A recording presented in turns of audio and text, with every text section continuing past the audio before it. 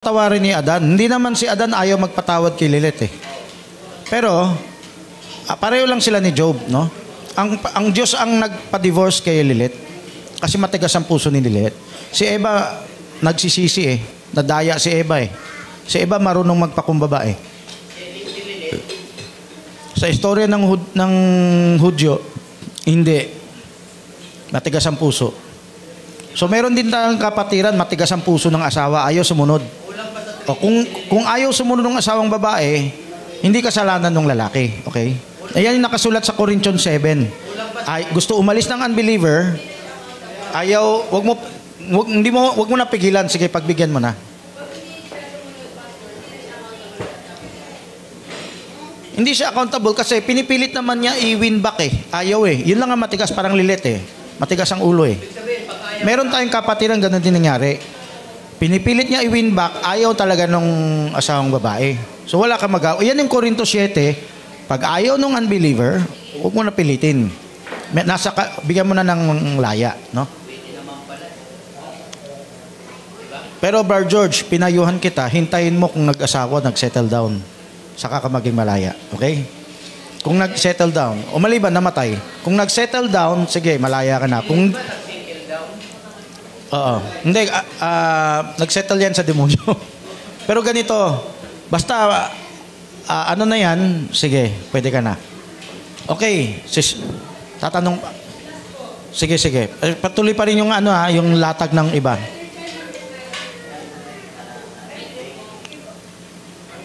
May naalala lang po ako sa Bible, yung ang Panginoong Jesus ay pinahintulutan si Gomer ba yun? Gomer. Si Gomer hindi po si Jesus na yan. mag-asawa ng si isa. Hosea. Kung parang Jesus din ang pangalan, no? Hosea pala. Hosea. Si Hosea ay inutusan. Tama po ba ang term? Inutusan ng Diyos na mag-asawa ng isang patutot, which is Gomer po.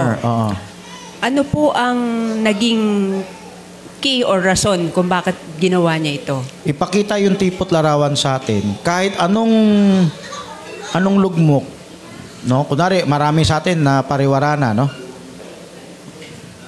Umasa pa rin sa Diyos na magsikap pa rin mabawi.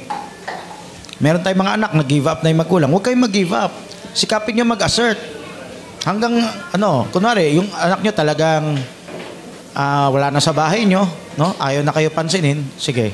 Pero kung kaya pa, konsensyahin nyo, dalhin nyo rito. Yan. Ang asawa, ganun din. Bakit may kautusan na dapat ang isang ministro, mag-asawa lang ng dalaga, bakit si Gomer umayag, pinayagan? Yun, turo lang ng end time yan na kailangan virgin ang asawa. Hindi. Tama. Ang gusto ko sabihin, nagkaroon ng patakaran sa end time na kailangan virgin ang asawa nung isang ministro. Kung progressive ang revelation natin sa ministro, hindi yan exclusive club. Lahat dapat maging ministro. So, yung sikapin mo, ang tamang paliwanag siguro dyan, sikapin mo na ang kukunin mo ay hindi lang virgin sa katawan, spiritual virgin. Yan yung berean eh. Yung spiritual virgin, yung puso ng babae, yung puso ng babae, hindi lang sa physical yung puso ng babae, talagang sa Diyos, sa Word, no? So, kung pareho kayong berean, yan ang spiritual virgin. Yan ngayon yung physical, dagdag na yan kung ma-achieve mo yan, di ba? Kasi ang hirap makakuha ng berean ngayon, di ba? So, kailangan yung magulang na train pa yung anak, na kontrata. Pwede yung pagkakasundo. Kung na ganyan, may makakakuha tayo na siguro ganito pwede mangyari. Mag-convert tayo sa ibang end time, maraming physical virgin dun. Pero kailangan nila maging spiritual virgin. Kasi hindi sapat yung physical eh. Kailangan maging spiritual virgin. So yung physical, type lang sa spiritual. Sister... Ay, mag-microphone ka. Lumapit ka sa microphone. Sabi niyo po, hindi lang po... Diakono ka, Bar George. Hindi lang Diakono po mo. basta physical Tanong bulong, virgin tingnan niyo yung dapat. ano Dapat dyan, walang tanong maging bulong. spiritual virgin. Yung binabanggit niyo po ba na maging spiritual virgin, yung yan na pong abrahanda na ginagawa po dito. Ayun na po Hindi, ba yun? abrahanda para maging spiritual virgin. Kung walang abrahanda, mahirap maging spiritual virgin yung bata. Bata pa, hindi na virgin spiritual. Spiritual iba pa yung physical.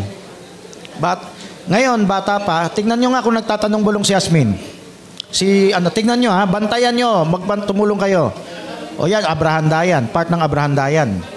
Ngayon, kung di pinansin ng magulang o pinansin ng elder, kahit physically virgin, spiritually, may corruption na.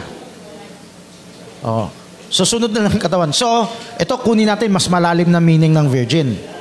Yan, ganun tayo salitang eunuch, di ba? Merong eunuch, di pa nag-asawa. Merong nag-asawa na eunuch, spiritual eunuch din, di ba? O Bar Larry. Okay, yung babae nagpaputol ng buhok. Kaso, yun ang turo nga ni Brother Branham na pwede hiwalayan.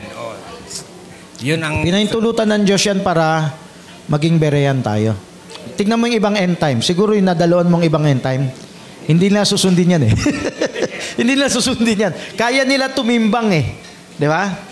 Kasi alam nila parang mukhang extreme Di ba? So, kailangan natin tumimbang. Kachat ko si Buddy Lachika, sana pag-aralan nyo. Tignan mo, pinapakita ko ito yung supernatural, ayaw niya pansinin. Kung ano yung na-memorize niya, ito yung maraming sinabi. O ito yung huling sinabi. O 1963 binago Ayaw niya buksan yung natignan baka itong supernatural itong 1961. Kung ano yung minemorize sa kanya nung level 3, ganun lang. So, kailangan maging berean tayo. Kailangan magbukas tayo. Para, yan yung tunay na, yan yung gusto ng Diyos. Ngayon, siyempre, kung maagang natupad, di yung katawan mo, mape-preserve. Kung late na, bibigyan ka pa rin ng pag-asa ng Diyos na humabol. Ililigtas ka pa rin ng Diyos. Igo-glorified ka pa rin. Actually, yung nabasa nyo sa 2 Corinthians 11, na kayo'y mga chaste. Sa ibang talata, dati kayong harlot. Dati tayong harlot. Dahil hindi natin siya kilala. Pero, bakit tinawag ni Pablo, ipinakilalakit ko kayong mga virgin? Spiritual yan. Ibig sabihin, may tunay na pagsisisi. Yung berean na pagsisisi. Kaya yung sa mata ng Diyos, malinis ka. Mas malala ka pa kay Esther, pero gagawin kang kasing malinis. Siyempre, Esther, literal virgin Pero tayo marumi, tapos ituturing tayong virgin. Napakalaking pribileyo. Ngayon, yung bibigyan ng ganyan, siyempre, yung nasa puso talaga. Hindi yung, virgin pala, di balik lang sa dati. Hindi, nagsisikap ka. Nagsisikap ka sa hukom, di ba? Nagpapaturo ka sa hukom, nagpapatulong ka. Hindi ka sarado. Bar Jake. May tanong ako kasi merong sa end time na yung ang isang manggagawa raw ay kailangan, halimbawa, naging byuda siya. Teka. Sandali. Mahaba na to. Hindi. Kukunan ko na yung sarili ko. Kung pwede, sabi raw, hindi raw pwede mag-asawa ng hindi virgin yung... Sandali. Bar Majale, hiwalay ba yung video? O dugtong? Hindi. Yan mahaba to. Ay, di dire-diretso yan, Sabi ng mga... Dire-diretso. Ang tanong ko dito, sabi sa end time, kasi meron di si Barbanham yan na tungkol dyan sa kailangan daw mapangasawa ng isang manggagawa ay dalaga. Ganito. Oo. Kailangan umabante. Physical yan. Kasi tingin mo, yung bang physical, may kaligtasan yan. Spiritual ang kailangan mo. Kunin mo yung spiritual na type. Yun ang may bisa. So, bonus lang yung katawan. Nakuha mo, bonus. Oo, tama. Teka, asan na yung cellphone ko?